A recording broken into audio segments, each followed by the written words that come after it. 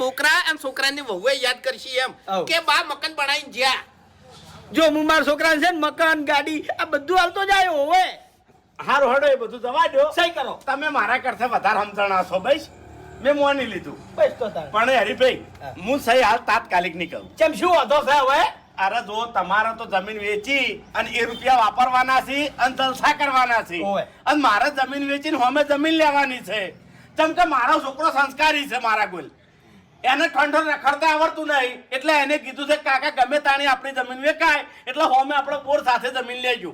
એટલે મારે થોડો ટાઈમ મને આલો. થોડો એમ એટલે નહીં તમારો છોકરો સંસ્કારી છે તો પછી મારો છોકરો નરીનો છોકરો આતંકવાદી છે હા હા એમ નહીં આતંકવાદી છે એનથી પુંડા તમારા છોકરા એનથી પુંડા છે તાણી. એટલે સહી કરો ને યાર મગજથી પથારી ફેવર્યા વગર તાણી અરે પણ સહી કરી કરે ને હળી સોપો પછી ભાઈ લે તો ભાઈ હાલી સોંપ્યું હોય તો હું તૈયાર છું લ્યો.